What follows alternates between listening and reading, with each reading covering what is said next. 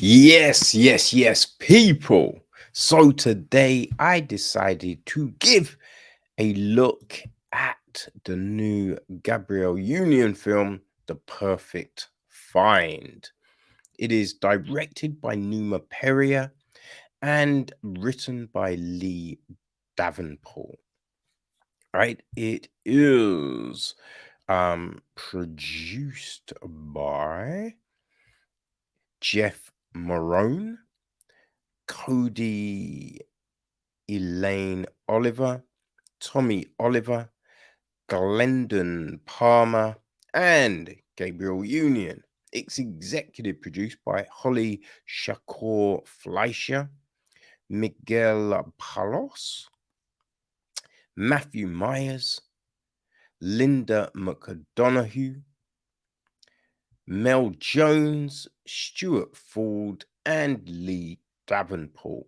Line produced by Susan LeBeur. So Amanda Dolores and Patricia Jones handled the music. Eric Lynn was on cinematography. Paul Malspa edited the piece. Lee Daniels Butler was on casting. Sally Levi is on production design. Art direction is handled by Elizabeth Moore. Set decoration, Amber Fran. And Amit Gajawani is on costume design. Our cast. Well, people. It is starring Gabrielle Union as Jenna. We have got her best friends, Elodie, played by Lala Anthony, and Billy, played by Ashia Hans. Um, Her mum, Monica, is played by Janet Hubbard. You might recognize the name. Her frenemy boss, Darcy, is played by Gina Torres. Little fly action. Her son is Eric, played by Keith Powers. Darcy also has two personal assistants. There is Jinx, played by Lena Green, and Terry, played by Erica J. Green. So they're sisters in real life, and they're sisters in this film. Actually, I wasn't quite sure if it was one person playing two, if they'd done that magical thing with the two roles, because they looked identical. And then I find out, oh, it's two sisters. You know. Anyway, people, there is Jenna's ex, Brian, played by DB Woodside. We have Tim, played by Sterling Brim, who is Eric's friend, right? There's Cartilla, played by Shayna McHale, who, yeah, I think she's going out with Tim. It's Becca, played by Latoya Fitzgerald. Got Cassidy, played by Jay Jean. Suki, played by Winnie Harlow. Greta, playing T.S. Madison. May is played by Phoenix Noel. We have Godfrey up in the spot as Jimmy, a potential suitor for Jenna.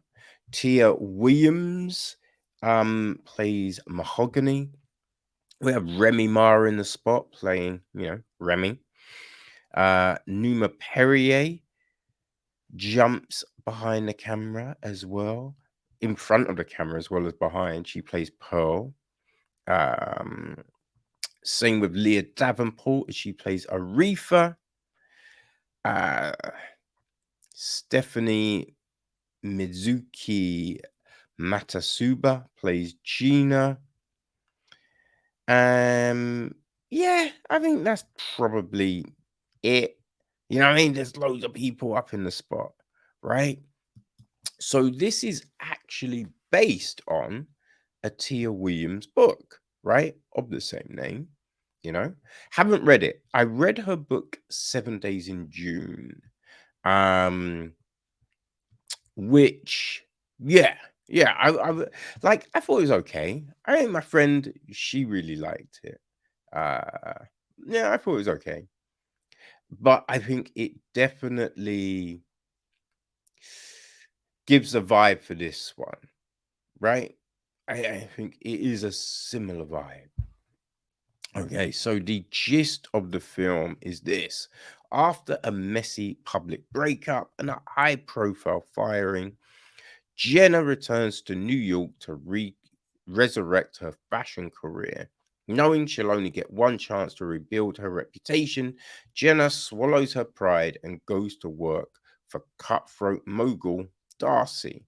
But her comeback attempt gets complicated when she falls for a charming, much younger coworker, Eric, who just so happens to be Darcy's son. After putting everything on the line for her career, Jenna must decide if she'll risk it all on a secret romance and find out if she can have a future with Eric despite their generational divide. So, yes, there you go. Now, the opening credits, right, are giving you the lowdown on Jenna and Brian, right? Which, that's a clever way of doing it. Only problem is all these newspaper clippings and everything are so small and move so quickly. I had no clue what the fuck, right? So, yeah, I don't know what poignant information was there. We got a load of photos of them together, you know what I mean? It's all this thing. So we start off with her in bed. She's at her mum's.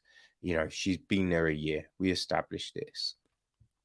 I did chuckle a little because her mum kicks her out, but she's just like, while you're here, yeah, dad won't touch me. Say, you need to go. Which, hey, mum wants to get a groove on. Makes sense, right? Now, it is one of them things, when you have that person that's meant to be broke and on hard times, but then they move into a spot that is huge.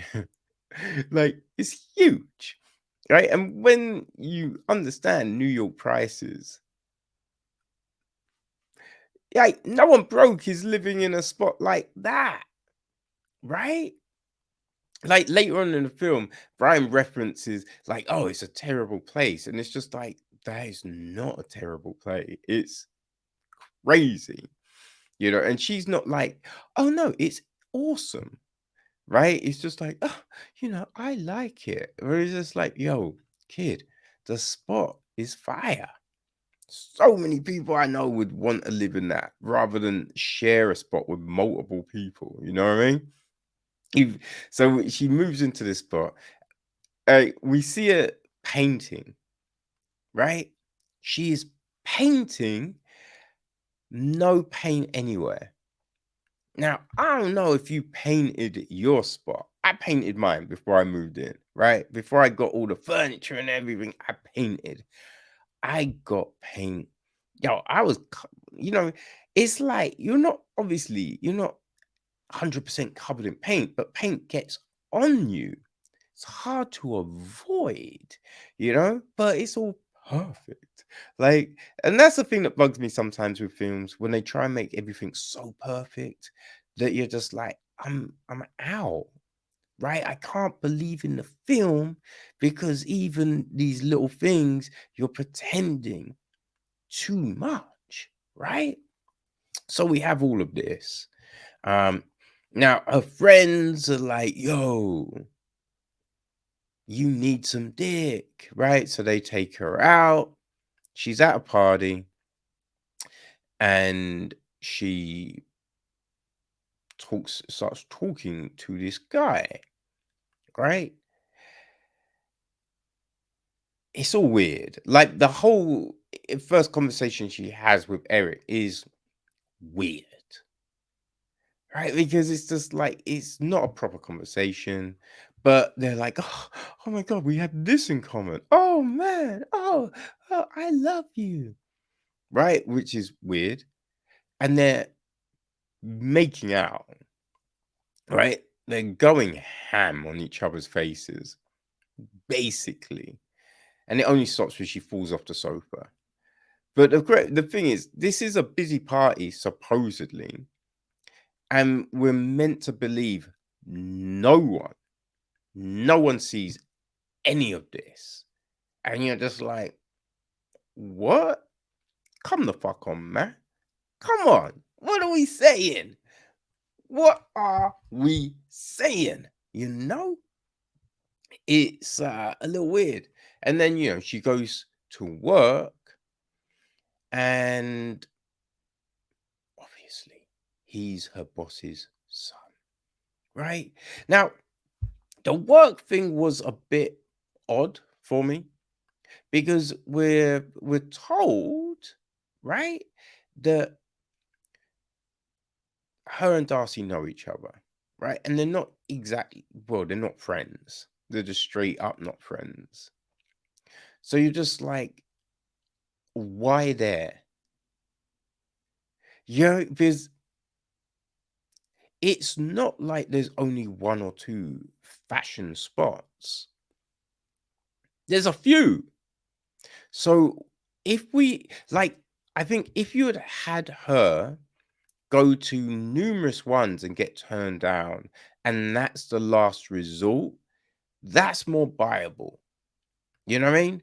But for her just to only go there, you're just like, but why though? Huh? This makes no sense, right? And she's a grown woman. She's a grown woman. But the whole son thing is weird. It's weird. Because, Darcy has a conversation about past shit with her. So the ground rules have kind of been laid out. And also, I mean, friend or not, you understand it's a grimy thing to do. You know what I mean?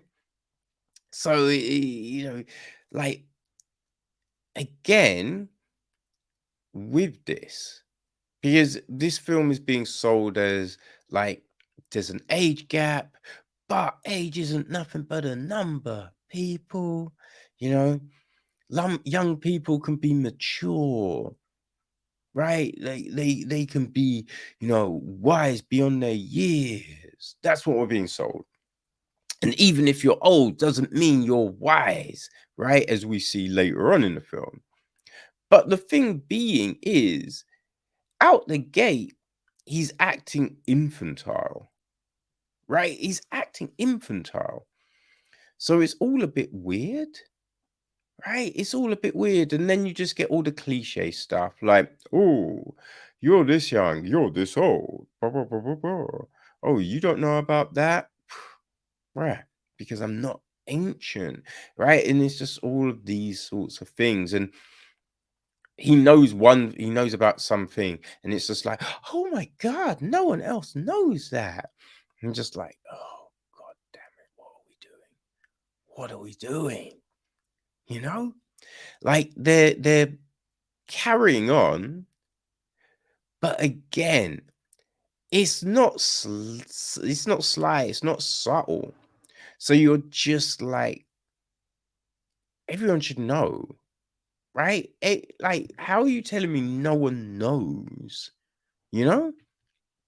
There's a reference to her pubic hair, and like it comes at a time when they've already, like, he's been down on her and they've had sex. So it's just like, wait, you knew what it would have been. You know what I mean? And it's not like a complaint or anything, but it's just the whole reference being, it was just like, wait, but you've seen it before. So, like, if you're saying something like that, you'd think it would have been said ages ago. But then it's just weird because it's just like, there's nothing wrong with pubic hair. You know what I mean? So, yeah, just this, like, it would have been, I think it would have been good to be like, yo, she's got pubic hair, you know?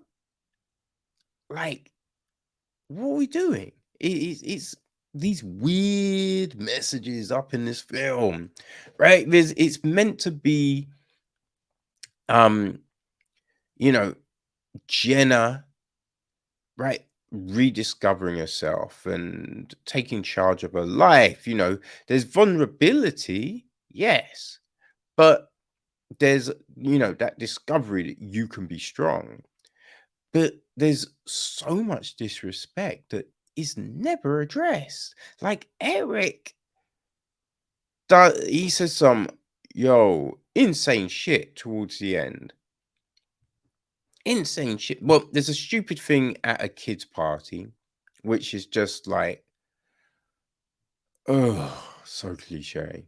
Like, it's gonna happen as soon as you see something, right? But you're just like, oh, why are we doing this? Right? But yeah, he says some crazy shit. Right? There's a bit when they haven't seen each other for a while, and it's just like, you can make a phone call too. It's not just on the woman to make the call, right? And then all of this stuff gets said, but you never see it getting cleaned up. Is the thing, right? You can have an argument, but there should be that whole discussion about, you understand that if we fight and, fights happen, right? But you can't say certain things and expect everything to be normal afterwards, right? Because that's fuckeries. What are we doing here? You know? But it's not done, right? So you're meant to jump from one thing to the next, to the next, to the happy, to the happy, to the, and you're just like, this is crazy. This is crazy, right? And I just think that there's so many opportunities missed where real conversations could be had, right? About having actual communication with your partner to know, right, what do we both want in a relationship? So you're not in a relationship for years hoping for something that no one ever promised you, you know? Like, then it's just the way you fucking communicate with people, right? It's about professionalism, like, and dating someone younger, fine. There's nothing wrong with that, right? When you're both understanding what the situation is, you know what I mean? There's no duplicity. There's nothing wrong with it. But it doesn't have to play out like this weird infantile, fever dream, essentially, right? I feel anyway. That's just me, people. I might be stuck in my ways. I might be a prude. I don't know. But there's just certain things that I think are necessities in life, like respect and all of that. It's like understanding someone's situation. Because it's all about like we can't go public, and it's just like, oh, but, and it's just like you understand that she's the one that would get all the heat, right? But then it's not, and then you're supposedly saying this dude is wiser beyond his years, but it's just like it's not really shown. It's not really shown. You can have someone say a few words and be like, "Oh, that's nice. That's smooth." Right? But yeah, like the Godfrey character was funny, but again, played out, right? And something that could have been addressed about these two people in a stage in life when the norm is they should be married, right? They should be in a situation, but they're not, right? And they could discuss why, how they see things, right? The life that's got them to this spot. Could have these discussions, right? That would be interesting, but we don't. We just get the caricature. We just get that. So I don't know, people. This wasn't for me, but right? I'm very picky about the rom-coms I enjoy. Now, I will tell you this though. If you enjoyed oh, what the fuck was it called? Something Great. Yes, the Gina Rodriguez film from, oh gosh, I think that was like 2019, 2018, something like that, right? Yeah, it was definitely before lockdown. If you enjoyed that, I think this will work for you. You know what I mean? I thought they were very similar films, right? Decent soundtracks, but the actual message in the film goes all over the spot. You know, that's what I think. But again, just my views, baby. Just my views. Now, I like the romantic kind of piece I'm enjoying. You know the ones, people. You love Jones, love on Basketball, love those films, right? Brothers, you know, A Walk to Remember. Ah, right. And recently, we had Really Love, right? Felicia Pride, just incredible film. Incredible film. Um, Intergalactic. How great is that? Yo, I know it's a cartoon, but it's still fire, people. Malcolm and Marie was really good. You know what I mean? So I would say this isn't with them, but Something Great, people. Something Great. If you like that, again, I think the perfect find. Well, yeah, I think that will be for you. Okay, so it's on Netflix right now. Yeah, do your thing, people. Do your thing.